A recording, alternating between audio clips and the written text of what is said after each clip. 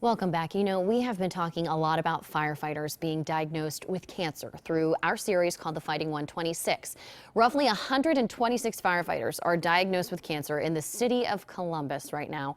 But through the years, a lot of firefighters have beat the disease while others have passed away. Today, we talk with one of those firefighters who beat cancer and his wife about their joint effort that it takes to get through it. Doug Whartman was diagnosed with Hodgkin's lymphoma in 2005. His doctor told him it was from his job as a firefighter. Doug and his wife Stacey joined me today. Guys, I'm so glad that you're here. So glad to hear that your story is with a good outcome here. Appreciate you having us here. You know what? Talk about when you were diagnosed and what that was like for your family. Okay, well, I guess I found out through a lump on my neck. It didn't hurt or anything, but I was suspicious, and it was kind of a shock all at once. Biopsy, CAT scan, kind of a big deal. 2 weeks later, long 2 weeks, they told me I had Hodgkin's lymphoma. And then I went to the James, wonderful people there, went through another long series of tests, and they were identified what stage, and here we go. Here you go. So, yeah, it was rough. How long did the treatment take before you got the all clear? Well, I did a clinical trial. I was off work. I want to thank my coworkers for taking care of me. Your fellow firefighters, yeah. Absolutely, Captain Lewis and Chief Devine and the city of Columbus, wonderful. But anyway, I did a clinical trial, and it took me about 7 months till I went back to light duty with to try to grow my hair back and get back to firefighting. So you still tried to go out on the streets at that point? Oh, I did. Yeah, I went back. I have heard that story a couple times actually from other firefighters, and it still shocks me to this day that you will still go into the fire after that happens. Well, luckily, God makes people want to do things like this. So, but yeah, I tried it for a while. The treatment is so harsh that it affects other parts of your body. Heard the other day the new normal. I had a new normal. Yeah. Wasn't the same.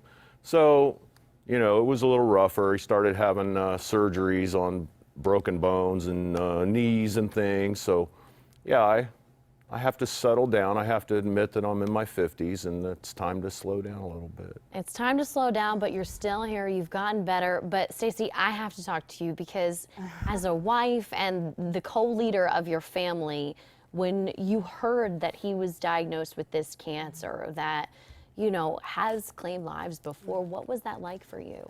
It was really hard. I mean, I had just graduated nursing school at the time. And so when he first had his first symptoms, I wasn't thinking anything that serious. And then the day he had his appointment, I mean, it was a Friday, and the doctor said, biopsy on Monday. And I knew, I mean, just how serious. And you had some of that training just right then and there. And I mean, right then, you know, I was like, his symptoms, I'm like, it just didn't click before. And I don't know if it's just because it's my husband, you know. So sure, it was and hard. he may not even tell you everything off the bat. You know, and just you guys have children and going through this process together. What was it like getting through it? How important was, you know, your marriage in this moment? Well, our first appointment at the James, the doctor made a comment. He said, "This is going to make or break your marriage." And I just looked at him like he was nuts. I said, "Oh, we're so close already."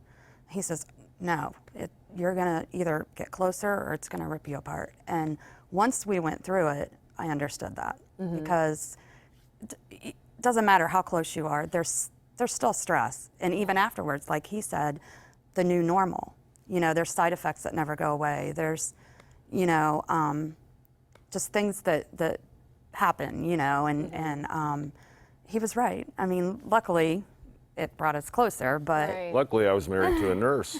You were married to a nurse, that? exactly. So, and it just goes to show that the battle is not just that of a firefighter, but the loved ones around him. So we're glad that everyone is out there battling for their loved ones. And I know you wore this T-shirt for a reason. I want to get to that before we have to go. Brandon O'Keefe, exceptional human being, great firefighter.